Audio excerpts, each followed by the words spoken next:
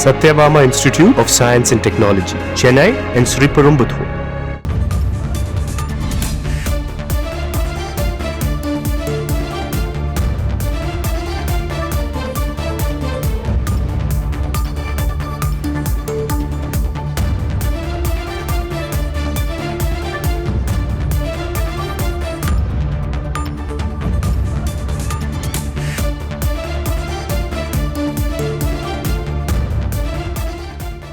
அறிவிப்பு மட்டும்தான் பாக்கி. பாஜகவுடைய அடுத்த மாநில தலைவர் திரு நயினார் நாகேந்திரன் அப்படிங்கிறது கிட்டத்தட்ட உறுதியாக இருக்குன்னே சொல்லலாம். காரணம் என்னவென்றால் யாரும் போட்டி போடவில்லை. அப்படி போட்டி நடப்பதெல்லாம் பாஜகவில் வழமையான மரபல்ல.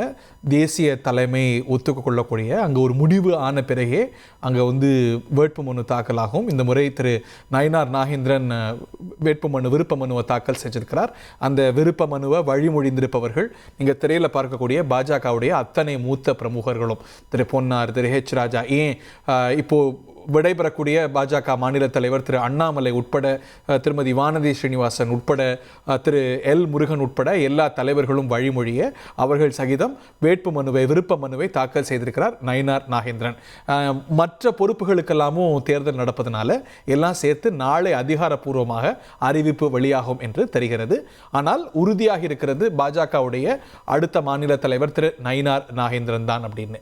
இதில் பல சமிக்ஞைகள் இருக்கின்றன. திரு அண்ணாமலையுடைய பதவி, அவர் மாநில தலைவராக அவருடைய பதவி முடிந்து பல மாதங்கள் ஆகின்றன. ஆனால் கடந்த சில மாதங்களாக நிலவிய யூகம் என்னவென்றால் திரு அண்ணாமலை தொடர்றதுக்கான வாய்ப்பு இருக்கிறது அப்படின்னு. இந்த நிலையில தான் அதிமுக பாஜக கூட்டணிக்கான வாய்ப்புகள் பிரகாசமாகிறது. அந்த கூட்டணியை பொறுத்த வரைக்கும் திரு அண்ணாமலையுடைய நிலைப்பாடு அப்படிங்கிறது தெளிவானது. அந்த கூட்டணிக்கு எதிரான நிலைப்பாடை எடுத்து வந்தார். ஆக அதற்கு உகந்த சூழலாக இருக்காது அவர் தொடர்வது உள்ளிட்ட பல காரணங்கள் இருக்கலாம். திரு நயினார் நாகேந்திரனை பொறுத்த வரைக்கும் அந்த கட்சியில் சில ஆண்டுகளுக்கு முன்பாக சேர்ந்தவர். ஆனால் ஒரு பழுத்த அரசியல்வாதி. நெல்லை மாவட்டத்தை தன்னுடைய ஒரு கோட்டை போல ஒரு செல்வாக்கு மிகுந்த ஒரு அரசியல் தலைவர். 2019 நாடாளுமன்ற தேர்தலில் பாஜகவில் போட்டியிட்டார் முதன்முறையாக.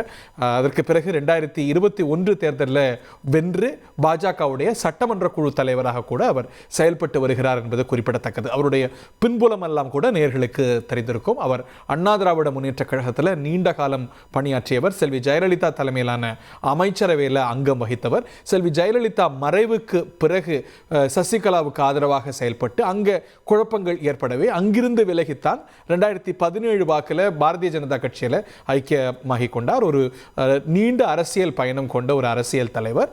பாரதிய ஜனதா கட்சியில் தற்போது சட்டமன்ற குழு தலைவராக இருக்கக்கூடிய திரு நயினார் நாகேந்திரன் அடுத்த பாஜக தலைவர் ஆகிறார் அப்படிங்கிறதுக்கான பல சமிக்ஞைகளை கடந்த சில நாட்களாகவே நம்ம பார்த்து வருகின்றோம். சில நாட்களுக்கு முன்பாக அவர் டெல்லி அழைக்கப்பட்டார். டெல்லியில் முக்கியத்துவம் வாய்ந்த சந்திப்புகளை மேற்கொண்டார். பிரதமர் தமிழகம் வந்தபோதும் கூட கடைசி நிமிட மாற்றமாக புரோட்டோகாலில் சேர்க்கப்பட்டு ராமேஸ்வரத்தில் அவர் கலந்து கொண்ட அரசு நிகழ்ச்சியில் பிரதமருக்கு பக்கத்திலேயே அமர்ந்தார் அப்படிங்கிறது குறிப்பிடத்தக்கது.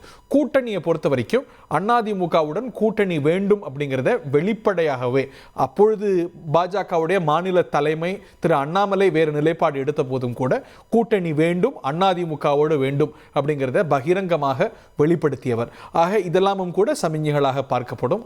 அதிமுக பாஜக கூட்டணி கூடுதல் வாய்ப்பு பெறுகிறது அப்படின்னு. பட் இது மட்டுமே காரணமாக இருக்க முடியாது. வேறு சில கன்சிடரேஷன்ஸ் இருக்கும். அவர் தென் பகுதியை சேர்ந்தவர் அப்படிங்கிறது குறிப்பிடத்தக்கது. ஸோ தென்பகுதிக்கு, தமிழ்நாட்டுடைய தென்பகுதிக்கு பாஜக சில கணக்குகள் வைத்து சொல்கிறதா அப்படிங்கிற கேள்விகள் எல்லாம், இந்த கணக்குகள் எல்லாம் அலசப்படும் என்பது குறிப்பிடத்தக்கது. பல கன்சிடரேஷன்ஸ் இருக்கலாம், பல காரணங்கள் இருக்கலாம். திரு அண்ணாமலையை பொறுத்த வரைக்கும் மிக பரபரப்பான அரசியல் தலைவர். ஆனால் திரு நயினார் நாகேந்திரனுடைய பிரஸ் மீட்டை கூட கேட்டிருப்போம். அவர் ரொம்ப மென்மையாக ஒரு டிப்ளமேட்டிக்காக அணுகக்கூடியவர். ஸோ அந்த அணுகுமுறைகளும் கூட இப்போ விடைபெறக்கூடிய திரு அண்ணாமலை மாநில தலைவராக விடைபெறக்கூடிய திரு அண்ணாமலை அவர்களோட அணுகுமுறையும் திரு நயினார் நாகேந்திரனுடைய அணுகுமுறையும் கம்ப்ளீட்லி கான்ட்ராஸ்டிங் அணுகுமுறைகள் அப்படின்னு சொல்லலாம். ஒவ்வொரு தலைவருக்கும் ஒரு ஸ்டைல் இருக்கும் அப்படிங்கிறது குறிப்பிடத்தக்கது. திரு நயினார் நாகேந்திரனுடைய தேர்வு அப்படிங்கிறது அரசியல் ரீதியாக கட்சிக்குள்ளேயும் சரி, கூட்டணி ரீதியாகவும் சரி, 2026க்கு எல்லா கட்சிகளும் தயாராகும் பொழுது இந்த தேர்வில் பல காரணங்கள் இருக்கலாம். அதில் அரசியல் நோக்கர்களால் பார்க்கப்படக்கூடிய முக்கியமான காரணம், ஒரு கூட்டணி வரும்பொழுது இவர் அந்த ஒரு ரோலை செய்வதற்கு ஒரு பொருத்தமான நபர் அப்படின்னு பார்க்கப்பட்டிருக்கலாம். திரு நயினார் நாகேந்திரன் பாஜகவுடைய மாநில தலைவராகிறார். இன்னொரு கேள்வி, திரு அண்ணாமலை எப்படி அகாமடேட் ஆவார் அப்படின்னு. இந்த மாநில தலைவர் மாற்றத்துக்கான வாய்ப்பெல்லாம் இருக்கும்போது அண்ணாமலையுடைய ஆதரவாளர்கள்லாம் அதற்கு எதிர்கோஷம் எழுப்ப, அவர் ஒரு கல்ட் லைக் ஃபாலோவிங்க பாஜகவில் ஒரு பிரிவு மத்தியில் உருவாக்கி வைக்க, அதையெல்லாம் அகாமடேட் பண்ணுறதுக்கு அண்ணாமலையை எப்படி ரீபொசிஷன் பண்ணுவாங்க பாஜகவில் என்பதெல்லாம் வரக்கூடிய நாட்களில் விரிவாக அலசப்படும். இன்னமும் கூட இட் இஸ் நாட் அஃபிஷியல். நாளை தான் தெரியும் பாஜகவுடைய மாநில தலைவர் திரு நயினார் நாகேந்திரன் என்று அறிவிக்கப்பட மட்டும்தான் பாக்கி. இந்த சற்று நேரத்துக்கு முன்பாக இந்த நிகழ்வு தொடங்கியது. அந்த நிகழ்வுக்கு முன்னதாக திரு அமித்ஷாவோடு இருந்த திரு அண்ணாமலை முருகனும் கூட கட்சி அலுவலகத்துக்கு வந்தார்கள். எல்லோரும் வழிமொழிந்து பாஜகவுடைய அடுத்த மாநில தலைவராக தேர்வாகிறார் திரு நயினார் நாகேந்திரன். இந்த வேளையில தான் திரு அமித்ஷா தமிழகத்தில் முகாமிட்டிருக்கிறார் அப்படிங்கிறது குறிப்பிடத்தக்கது. இந்த மாநில தலைவர் தேர்வு அப்படிங்கிறது தமிழ்நாட்டில் மட்டும் நடக்கல, நாடு முழுக்க பாஜகவில் இது நடந்து வருகிறது. இந்த ப்ராசஸ் நடந்து வருகிறது. சில மாநிலங்களில் முடிந்து விட்டது, சில மாநிலங்களில் பாக்கி இருக்கிறது அப்படிங்கிறத பார்க்கின்றோம். இது எல்லாம் சேர்ந்து பாஜகவுக்கு தேசிய தலைவரும் கூட புதிதாக தேர்வாவார் அப்படிங்கிறது குறிப்பிடத்தக்கது. இன்னும் சில நாட்களில் பாஜகவுடைய பொதுக்குழு நேஷனல் எக்ஸிக்யூட்டிவ் கூட்டமும் நடைபெறும். அதில் தான் இதெல்லாம் ராட்டிஃபை ஆகும் அப்படிங்கிறத பார்க்கின்றோம். ஒரு முக்கியத்துவம் வாய்ந்த ஒரு சூழல்ல எல்லா தமிழக கட்சிகளும் 2026 நோக்கி தேர்வு அந்த நகர்வுகளை மேற்கொள்ள இந்த தேர்வின் மூலமாக பாஜக பல சமிக்ஞைகளை சொல்கிறது. கூட்டணி ரீதியாக கட்சி இனி எப்படி செயல்பட போகிறது என்பது ரீதியான சமிக்ஞைகளை சொல்கிறது.